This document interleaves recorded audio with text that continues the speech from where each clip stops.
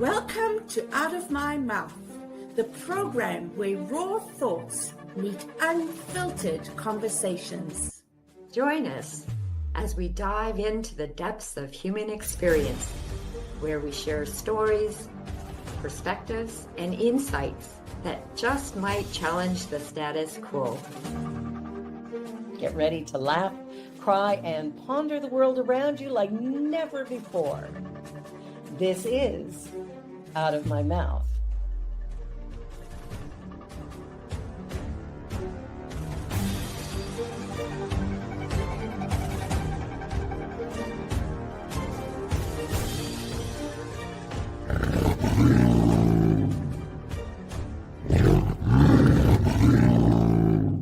The views and opinions of our guest and hosts do not necessarily reflect those of New Thought Media Network, or any organization we may be affiliated with. Here at New Thought Media Network, we welcome freedom of speech and courageous conversations. There are many topics that can be difficult to navigate. Challenging the status quo and engaging in lively debate is important to expanding our understanding of one another, and life in general. Creating a peaceful world doesn't happen because no one disagrees, it happens from a willingness to understanding one another. In our programming, we strive to expand consciousness and assist people in creating remarkable lives. Your comments are welcome at info@ntmedia.org.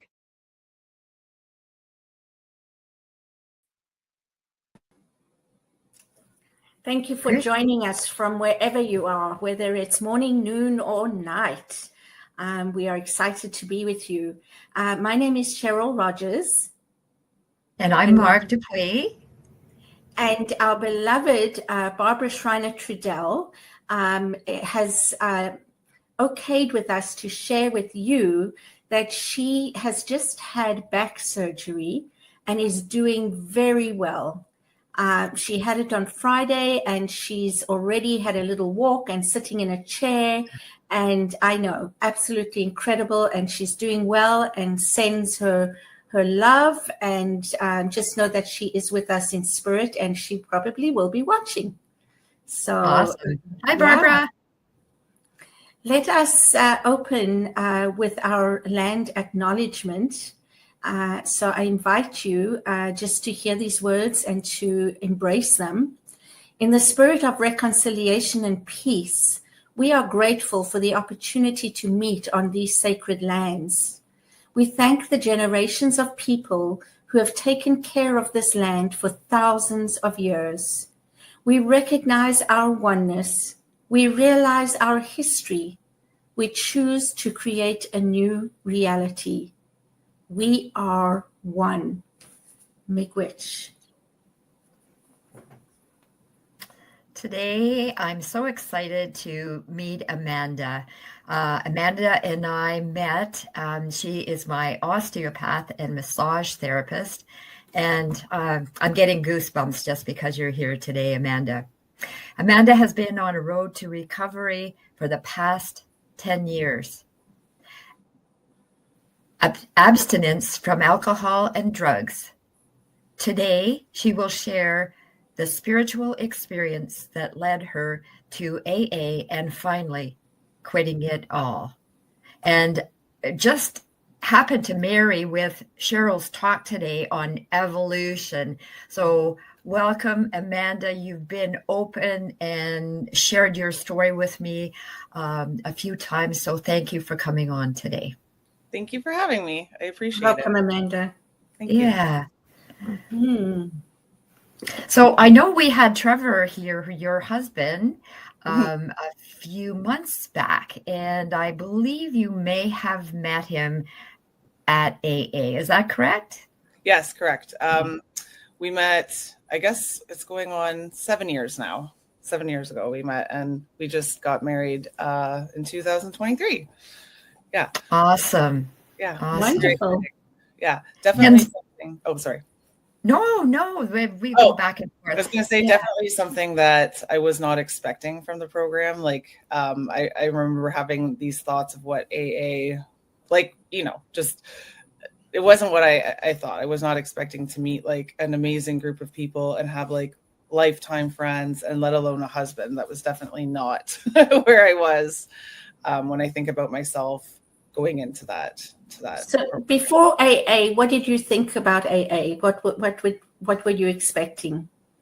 I think it's kind of like the typical things that I've heard people talk about. I don't even know that I could recognize right away that I was an alcoholic, I would say, because I would have assumed I'd be like under a bridge somewhere, like paper bag, like, just the like traditional crazy thoughts.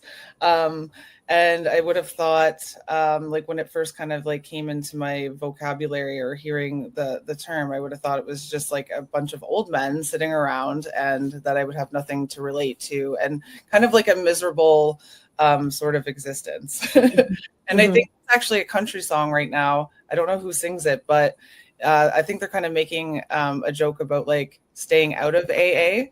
And when I hear it now, I'm almost like, you know what?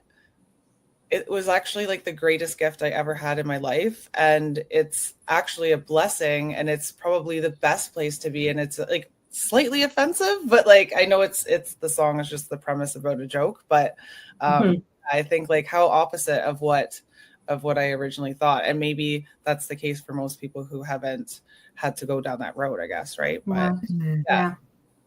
Mm-hmm. So you met Trevor at AA, and I think I know the answer to this, but I'm going to pose it anyway. So your paths have been exactly the same because you both struggle with addiction, right? One would like to think so, but yeah.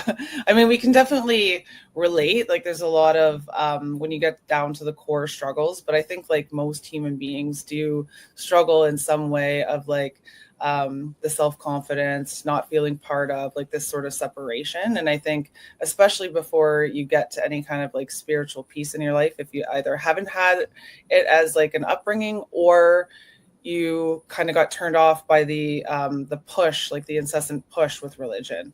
But anyway, aside from that, I think we could definitely relate on a lot of things for sure. And I think that was helpful. And I know for myself, once I got into the program, it would be really hard for me, I think even now, like to be with somebody who was a drinker or was in that sort of lifestyle.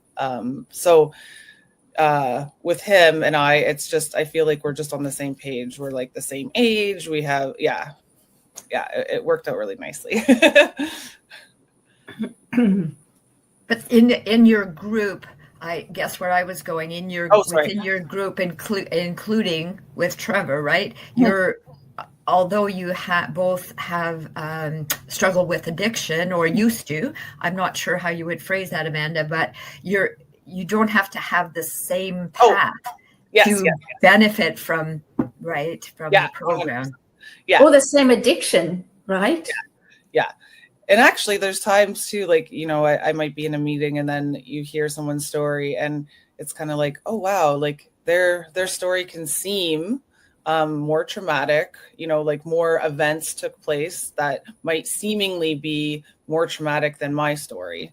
But it's not to negate the fact that I still had those feelings, or each individual like in life still has an event that would still evoke feelings. So therefore there still can be trauma that isn't necessarily as extreme as one or the other, but like your experience with it, I believe is what really is what we're trying to help, right? To acknowledge and to shift.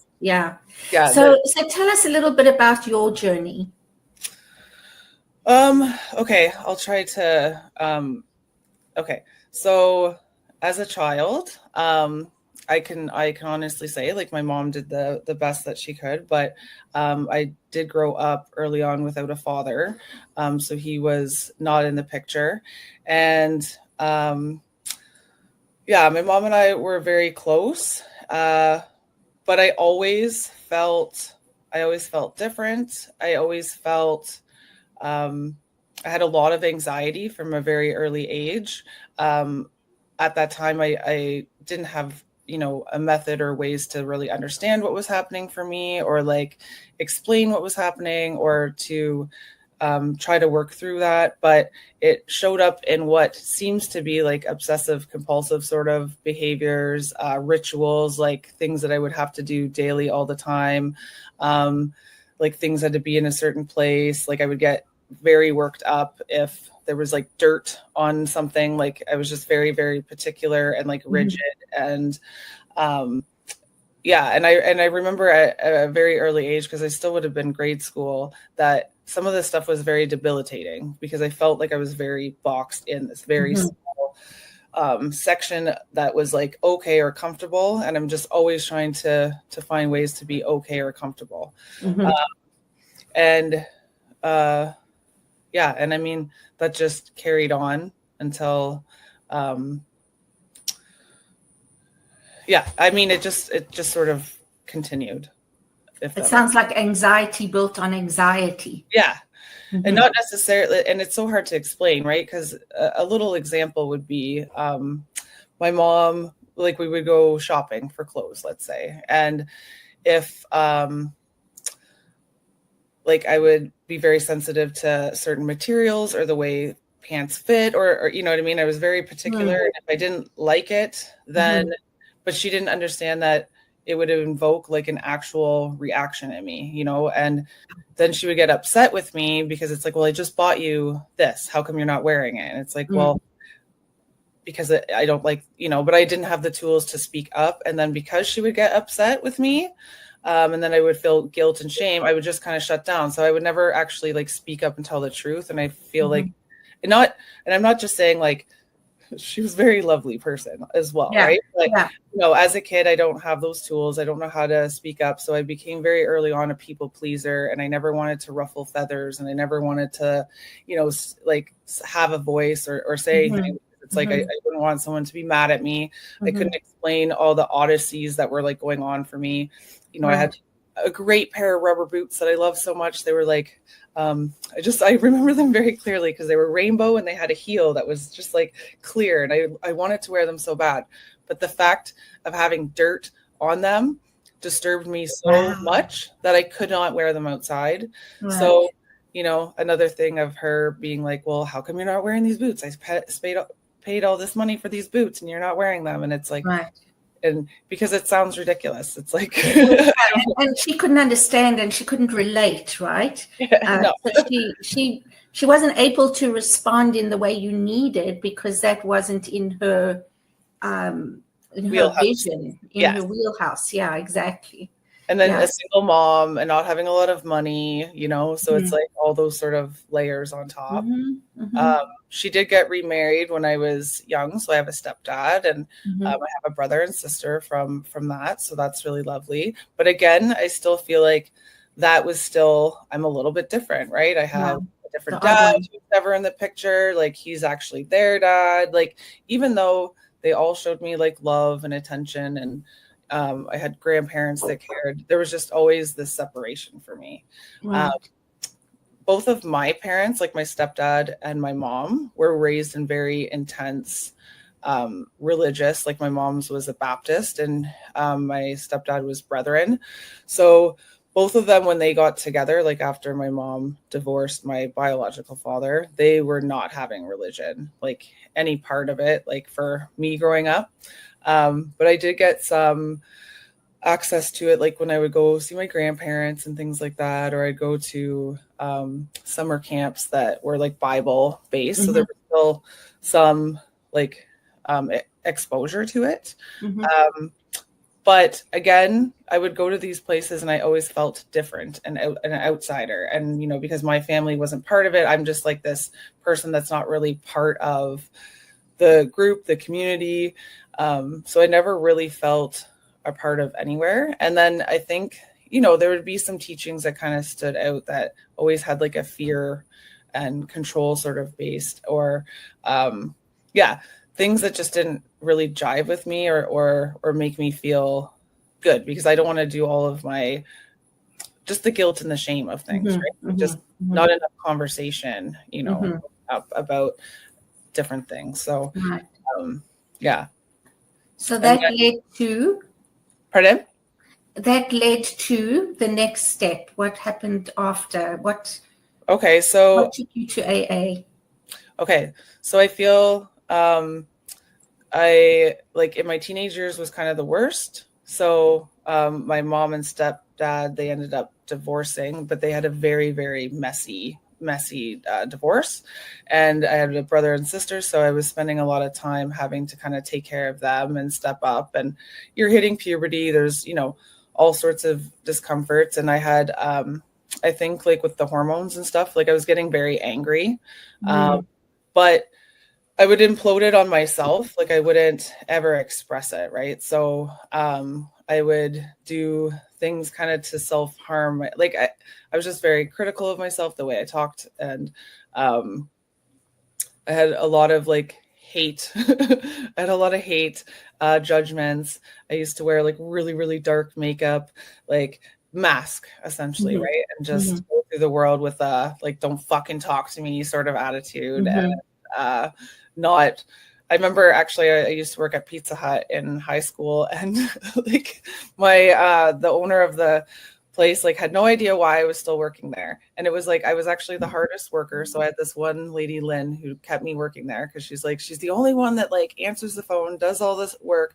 But I was absolutely miserable, like not good customer service. I was terrible. Like I was absolutely not hiding it.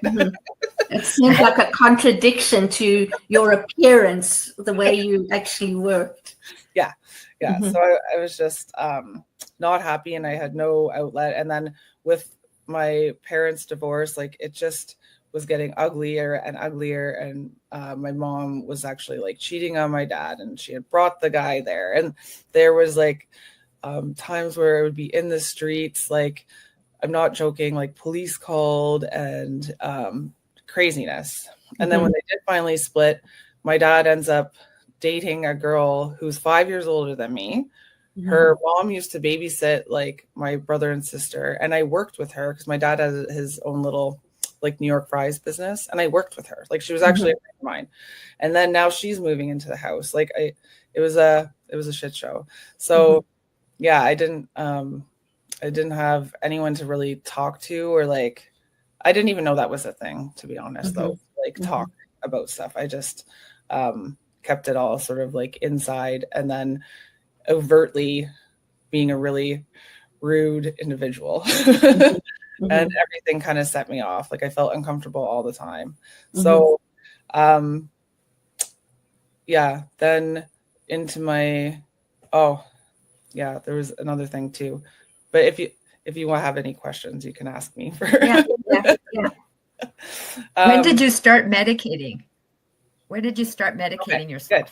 Good. So high school, it was actually not too bad. Like I had like some little things here and there, but at that point I was still working pretty hard. Like I had my job and I had school. So I was focused on that. And then I think it was just outside of high school. I ended up, just delving, like meeting some friends and delving more into drinking, and drugs would be around. Like all my friends in high school did do drugs, but I wasn't at that point at all. I was kind of scared. I was scared of it. And then one of my friends that I met in my early 20s, like she introduced me to ecstasy. Like this, like I had been drinking a bit, and then I would just like black out all the time. Like I drank really quick, like right away. And that just seemed to be like, I think even the first time I drank, it was a blackout. And I was like, this is the best experience ever. Like, yeah. And then she introduced me to ecstasy. And then I remember it like changed my whole life, because I was like, oh, I can have fun and I don't have to be in a blackout. Like, this is amazing. Yeah. I think actually I was at a wedding when I was 14, and then had drank the wine off the table. So that was probably one of my first experiences with it. And it wasn't even intentionally to get drunk or anything. It was just, I wasn't thinking, I was drinking it. And next thing you know, I'm like so drunk. And I do remember being like, oh, that was awesome. Yeah, I love that. Can't wait to go there. Yeah. So what did you love about it? Oh, the freedom. Like I was telling you earlier, when I felt so boxed in with all of the rituals and the anxiety and all these like things that I felt like I had to do, I Mhm. had no freedom. And it was pretty much instantaneous. Like the second that I had a drink, all of it was gone. It was like suddenly I had no cares. And I think Right. that to me was Took away your inhibitions. the greatest gift at that point. Yeah. Yeah. Yeah. Okay. Freedom is what it felt like. Yeah. Okay. Mhm.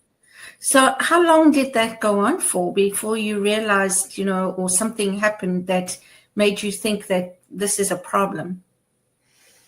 I probably until when I started to actually make some changes, I was 31. Mhm. So yeah. So I would say I really started drinking heavily 18. So like just outside of high school. So 18 to about 31. And then in that time it escalated intensely with like drugs and stuff like that. And becoming like constant and all the time. And so then late 20s, I was in a relationship that was pretty toxic. Like we're both like hurt people, and the good was good, but the bad was like pretty intense. And I think that was like he would say to me all the time, like that I need to go to AA, like put it on me. But so at that time, it wasn't necessarily doing it for the right reasons. So I had like went to a meeting, and I just wasn't. Yeah, it was kind of like what I thought, like a bunch of men in a room talking. Yeah. And then one of my best friends who I actually met in school for massage therapy, she's about 5 years older than me, maybe 4 years older than me. And she had a pretty intense upbringing as well, but she had always been on this sort of spiritual journey of like bettering herself and evolving. And she had a lot of patience for me because I could be pretty intense sometimes. And I'm sure it was hard to be my friend at that time. But she actually led me to a workshop that she wanted to go to that was held in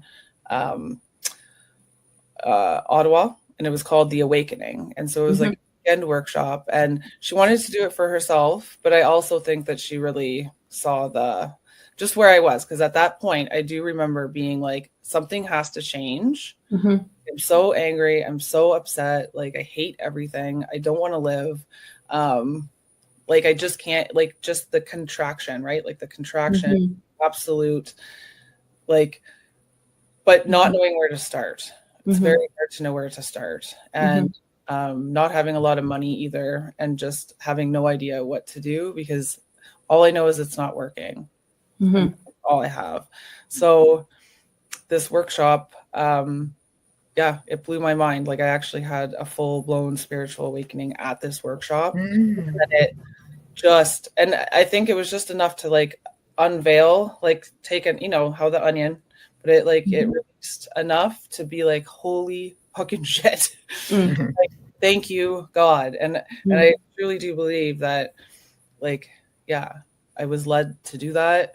I remember we had to drive there, and on my way, I almost missed it because I drank the night before, and I was puking the whole way there. And I wasn't somebody that puked a lot when I drank. Like, I did drink a lot, or that I recall. Let's just put it was possible. But and we're driving there, and the whole way I have to stop because I'm vomiting and vomiting and vomiting. And it almost made me think of it was already starting to release, right? Like the stuff was already starting to come out.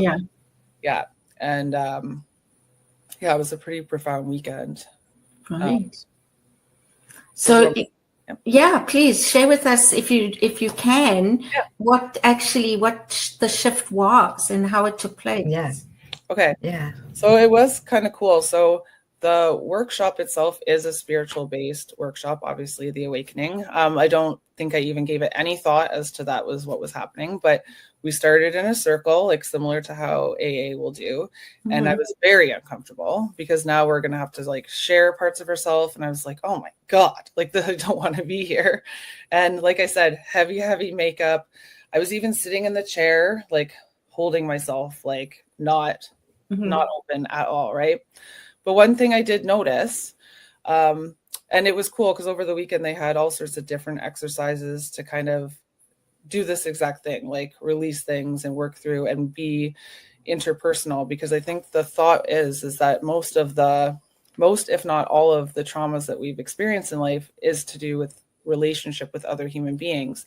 And so to heal, it also has to be with other human beings. It doesn't necessarily have to be the same. So, yeah. And I remember, like, as each person shared their story, something profound happened in me. I felt a shift, right? Like, I felt closer to this person who was now being vulnerable. I had no idea that that would occur for somebody else sharing. And watch them go through this process, and then see how everyone like softened and like connected. And that stands out very vividly because I had no idea that that was possible at that time. And I, of course, like was like probably the last person to share because I was like, nope, I'm not doing it until you make me. And was like petrified to have to share and do any of those things. But we did have one, it was a breathing exercise. So they had 2 rows and the heads are all in the middle, and you have all the facilitators on each side. And so the idea was like I think it was, you're breathing in, you're focusing on the inhale, and you're just letting the exhale. And I'm trying to think, I think it is sort of stimulating the nervous system in a way that would kind of be like crying or evoking some sort of emotion. And then they would have music.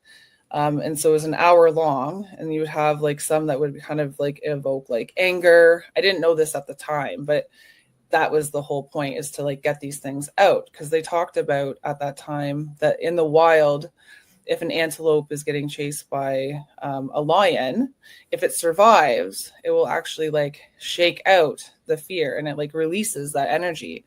Where people, we haven't really been taught, well, maybe more so now, but at the time we weren't. So we just kind of shove all those things down. And I also remember I used to have always pretty vivid dreams. And then at this point in my life, nothing was happening. I was closed from everything. And so then this breathing exercise, we did it like 2 or 3 times over the weekend. And the first time, no, I wasn't letting anything out. I was just like, and I remember the girl saying, it's in there, like you have to release it. The anger, like you got to let it out. Like, no. So the second time, my hands actually started to like do this like claw thing, because I just kept trying to resist letting it out. And then I had this image of like an exorcism. I saw, it was actually my mom. I saw a vision of my mom's face, and I saw her head go back, and and then I was really scared, because I'm like, what? Like, no, that's not happening. I'm not doing that. Like, there's no way. And I'm hearing other people crying, and I'm just like, what's wrong with them? Like, no, I'm not doing that. But finally, like I actually could not contain it any longer. Just the most primal scream just came out of my body, like just out. And then next thing you know, like 2 men are kind of like at my feet and stuff. And then I'm not joking, I am pretty sure I like levitated like a little bit. I flipped onto my stomach, and I just started pounding and pounding and pounding and pounding. Wow. It was the craziest experience I ever had. Honestly, like I had never, ever, ever expressed any kind of emotion, because I just held it all in. And it was just always like this passive aggressive anger, right? And just the release was wild. And then I just kind of dropped. And then I sobbed. And then I just laughed hysterically. I couldn't stop laughing. So it was like just this compression, right? And it made me realize at that moment, well, a few things, because then after that, I started having some very vivid dreams, symbolic dreams. But number one, it wasn't all mine. What? Go ahead. No, Amanda, this is like, wow, so emotional, even for me, just to hear how, when you talk about primal scream, it's something coming out of you that you don't even recognize, right? It's No. wow, where did that come from? It's not even me. And just sharing that and being so vulnerable in this moment is just so special. So I want to hold on to that for a moment, and let's take a 2-minute break. And then I would love to hear what came out of that, those profound sort of understandings for yourself. So, yeah. Ditto, So, Amanda. I was in tears through you. So thank you. Yeah. So we'll be right back. Don't go away. If you want to hear more about Amanda's journey, we've only just hit the real awakening part. And so we want to explore that further. So thank you, Amanda, and we'll see you shortly. Perfect. Thank you.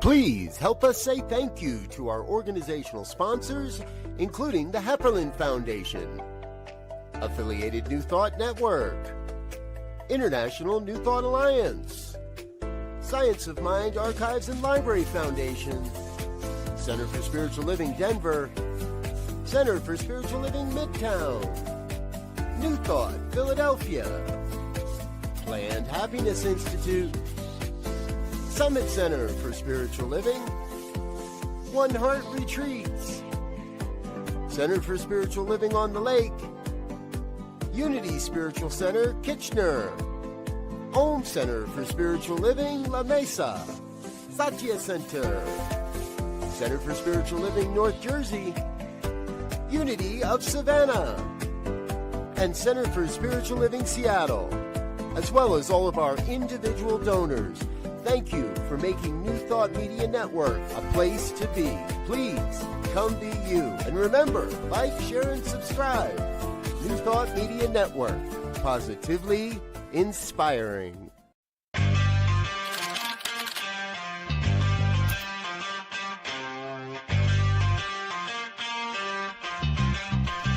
New Thought Media Network. We are a global broadcast network of positive music, media, and entertainment, inspiring humanity's evolution along the journey of enlightenment and creating a world of love, peace, empowerment, and prosperity for all. New Thought Media Network, positively inspiring.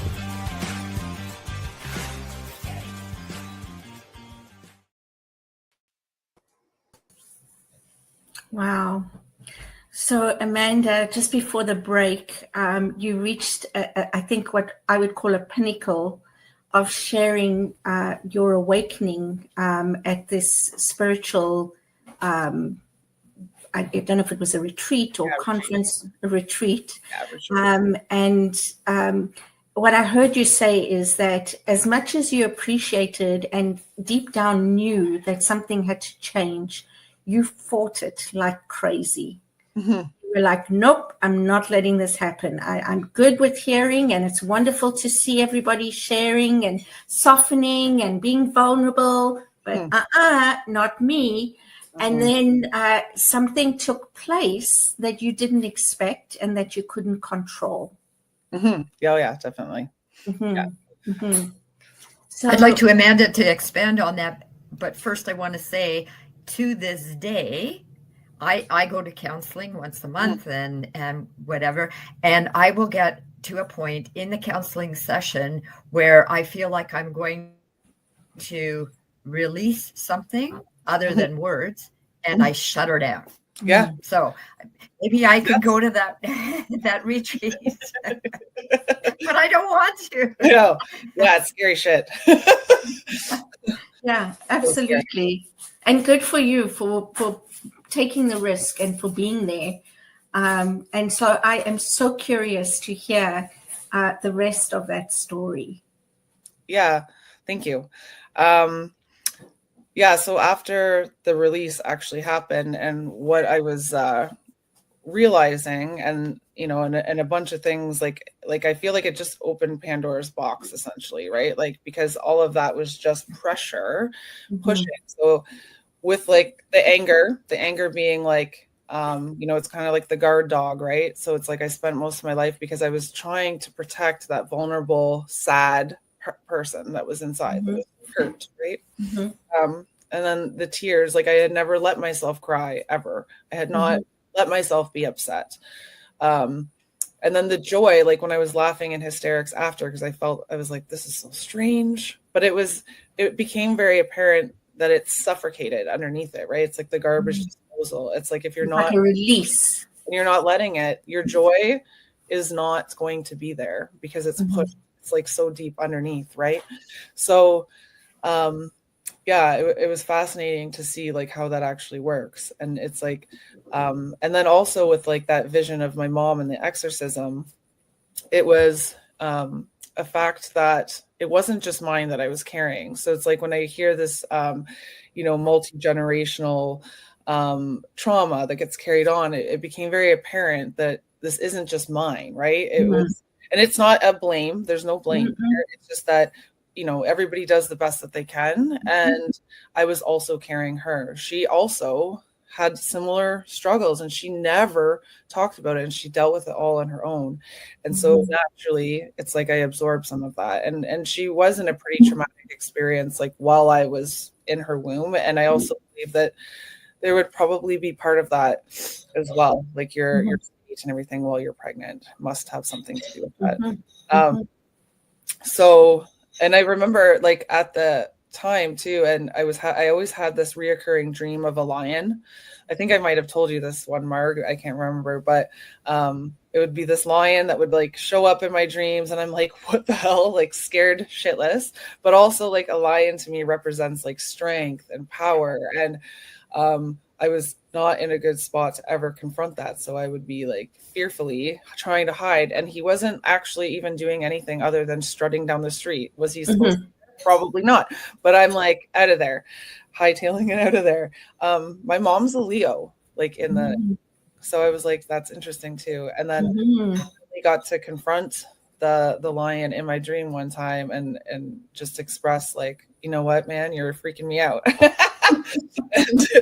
And it's just that that's not my intention, and yeah, I find the symbolic, all of it, like very cool, like how it's all connected.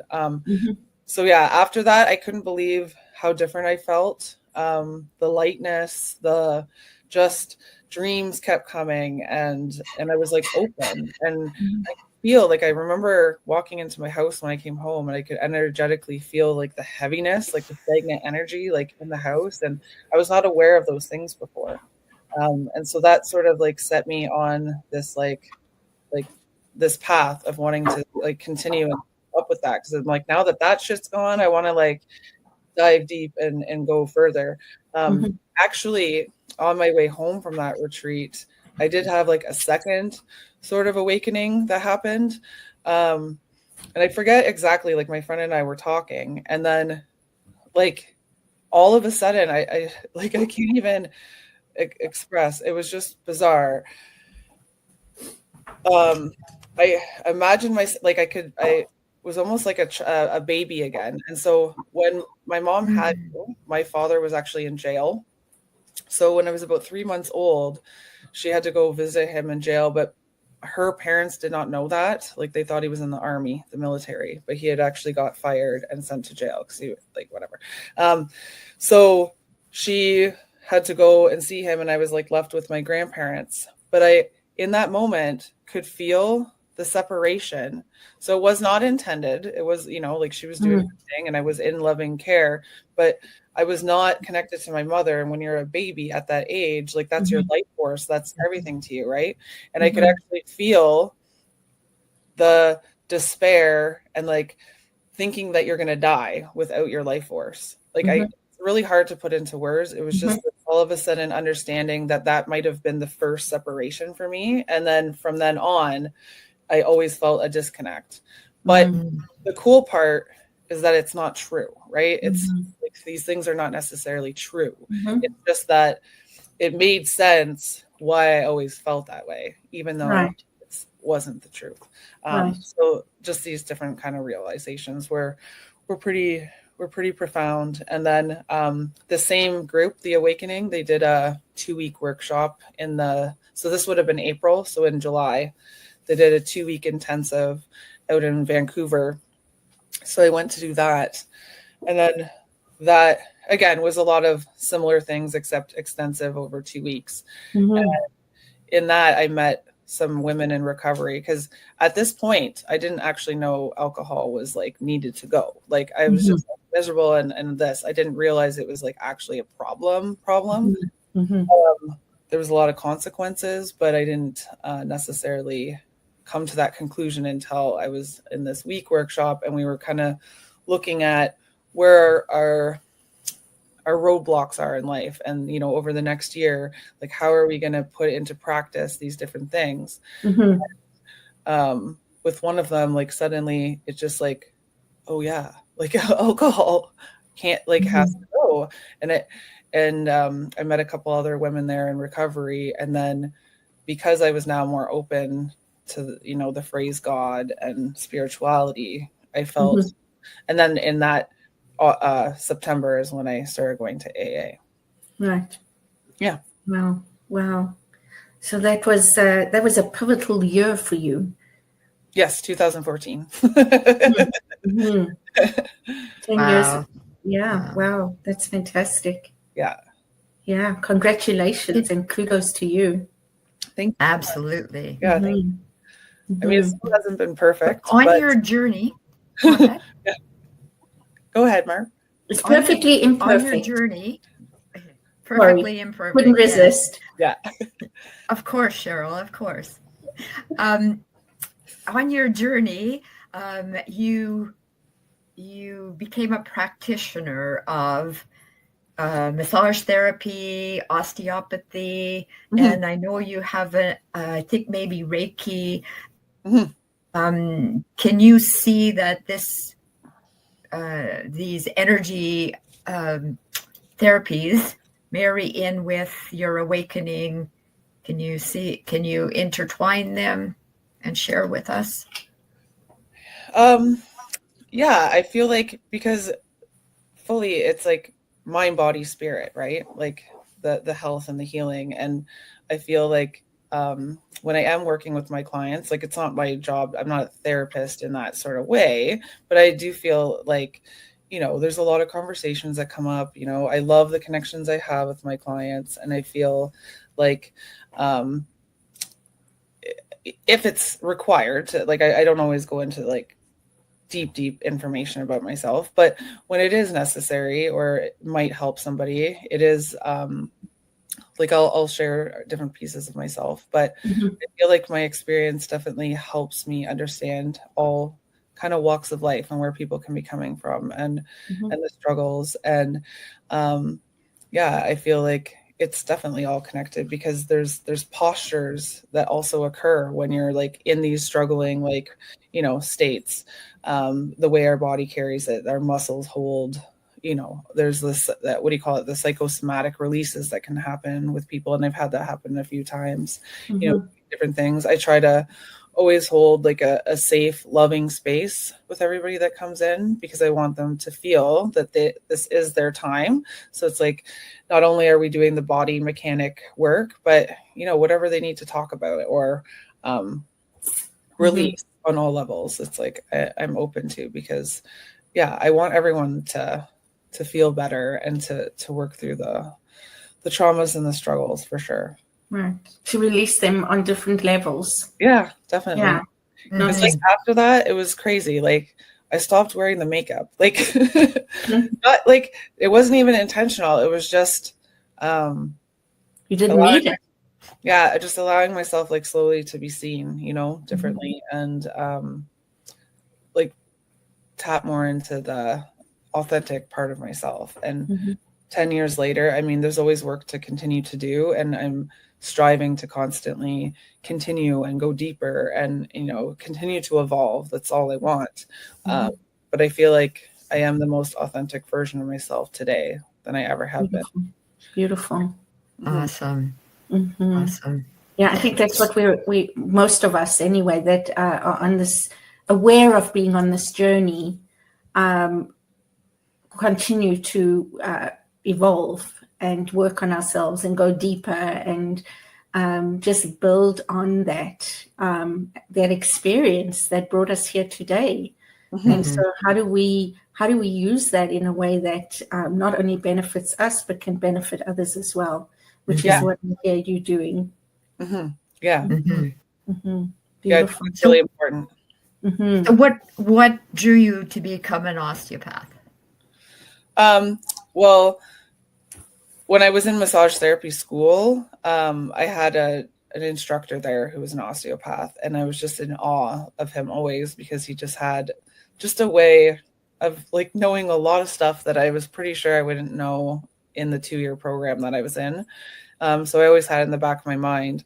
But even funny enough with massage, it wasn't something I had thought about. I knew I wanted to help people, but I felt guided to do that at that age, because I was still in a very angry state when I started massage, and I had a lot of struggles in school because of my insecurity, like not liking to speak in public, or like the first part of my life I spent as a spectator. I wouldn't, put myself out there. I was always like other people do it. I'll be the observer. I didn't experience, or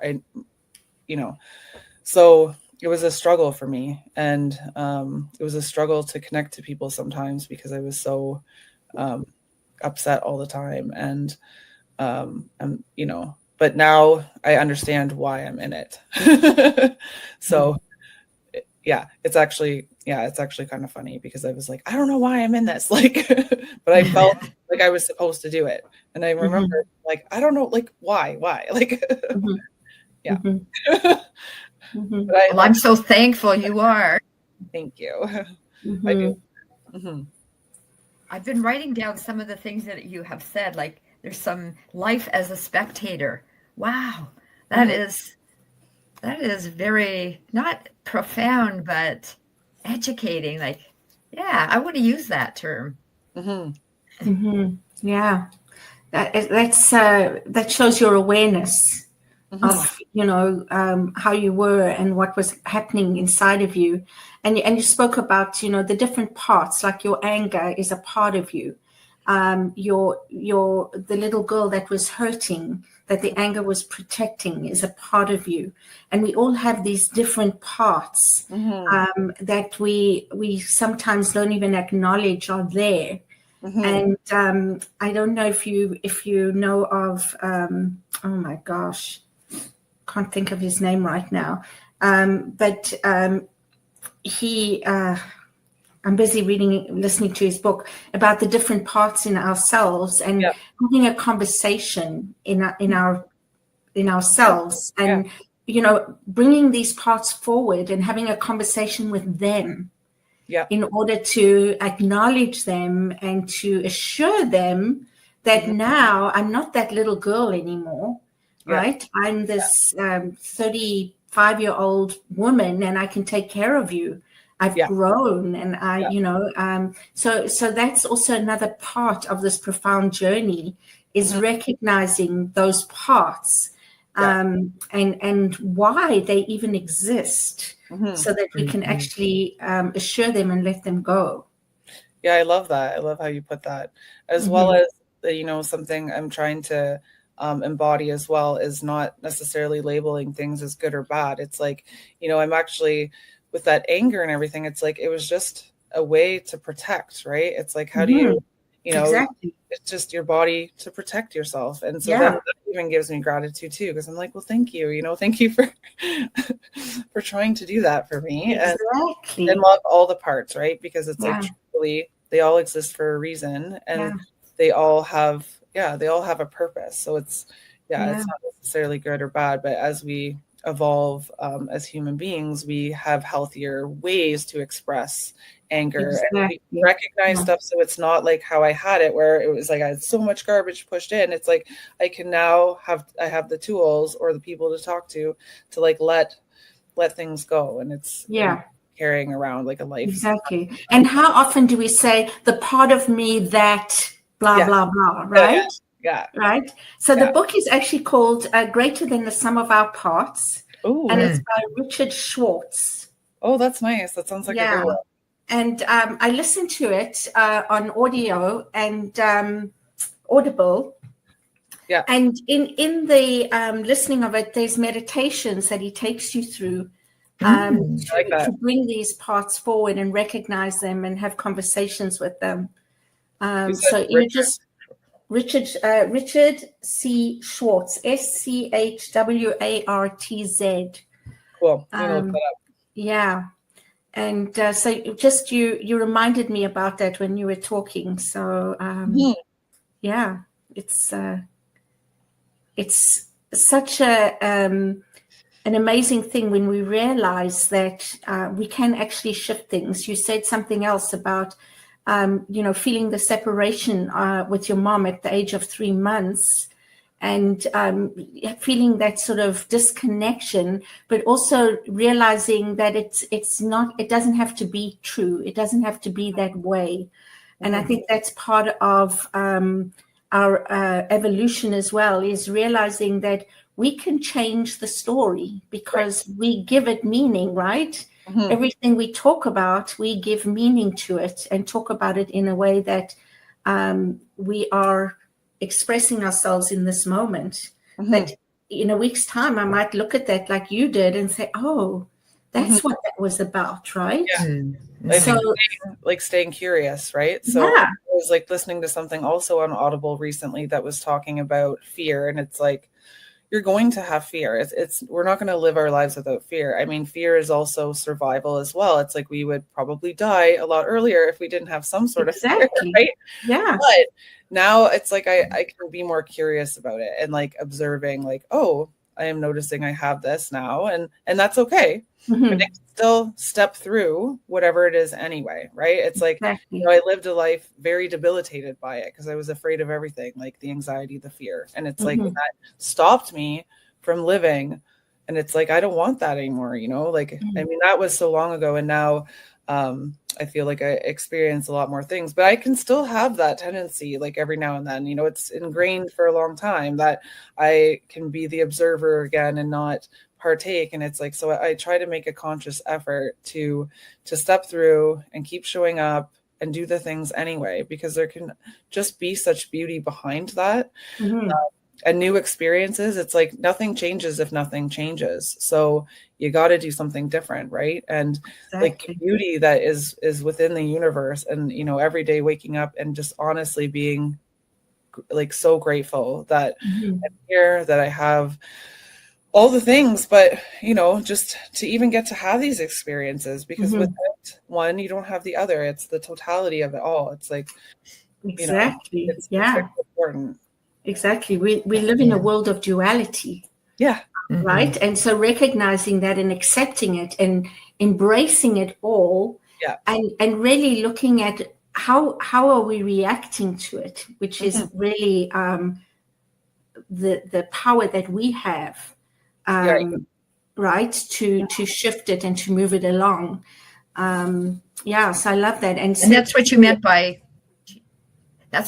changing the story, right, Cheryl? I think I know where you were coming from, because if I were to hear what you said in a different way, okay, I can change the story. Well, no, that shit actually did happen, but I can change my perception around it, right? Exactly. So that's what you mean. Exactly. Yeah, exactly. Absolutely. And I don't know how many people have done that, but, sometimes, like, for example, recognizing, nobody can do anything to me. When we're younger, it's like, you made me feel this way. Well, Mhm. actually, no, you don't have the power. You can't make me feel anything, right? So shifting that story into nobody can make me feel anything except myself. Yeah. Right. Yeah. So how do I respond? Yeah. Without that reactive response, but more proactively. And I think because there are situations too, and this happens in AA, with sponsorship and we're dealing with because our whole goal is just to how do we get sober and the tools that worked for us. And, there will be people who have had, traumas that they were a victim to something, right? Mm-hmm. And it's not their fault. That hasn't, Mm-hmm. that Exactly. they don't have a part in it, Mm-hmm. per se, because it was done to them at young ages or whatever. But what I have learned is that it's how we handle it today, right? Yes. So it's that doesn't make anything right from the past. It doesn't mean that it was okay. We don't have to necessarily forgive that situation context, but it's how does that affect us today? How is it blocking me from my higher power, my higher purpose? How is it showing up? It's if I'm living in resentment and hating everything because my mom did this, my mom did that, and I'm talking bad about her, and then I'm treating other people that's how it's showing up today. And who does it hurt? Yeah, it hurts you, right? And right. the forgiveness piece is huge as well, because exactly for yourself, for because the yourself. other person isn't even aware of all the stuff that is going on inside of you and all the muck that it's creating in yourself and your life, right? Yeah. And we're coming to the end of Yeah. Wow, the hour, which is quite amazing. But, how often I've said something to somebody, remember when this happened years ago, I felt this. And they're like, what? What are you talking about? You didn't tell me. I don't even remember that, right?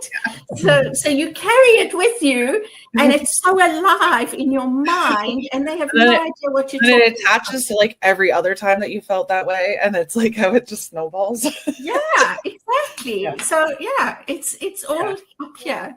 Yeah. Oh yeah. Are you able to have conversations with your mom now? Oh yeah, my mom and I are close. We are really close. I will say I did notice this summer.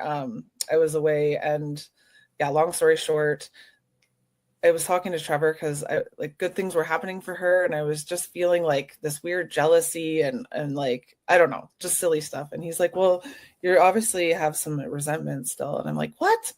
And then I had to look a little deeper, and it's I was still holding her responsible for some things, or annoyed with certain stuff. And it's not perfect in me, but it's stuff that I'm aware of now. And it's okay. And so when that kind of feeling of jealousy, or again, the curiosity, it's why am I feeling this? Because I should be happy for her, and I truthfully want to be happy for her, but yet I'm having this other sort of thing underlining.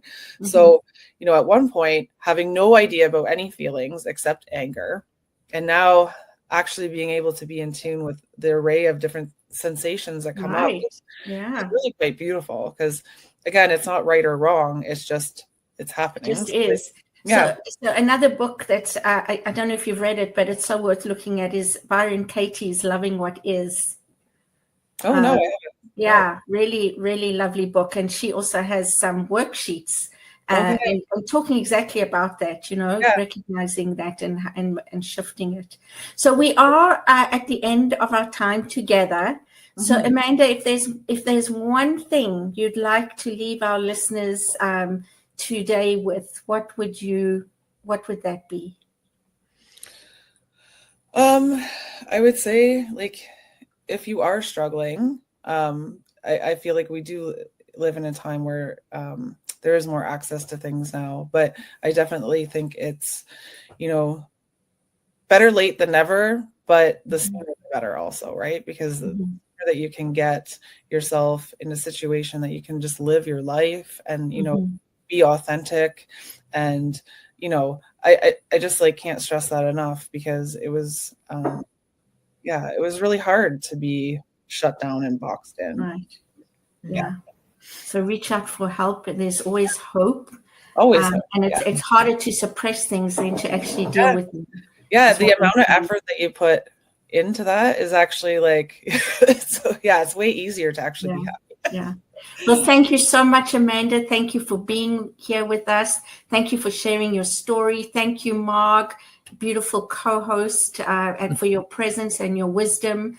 And thank you, everybody, for joining us. And we'll see you next week. So please be sure to like, share, and subscribe. And au revoir for now. Thank you. And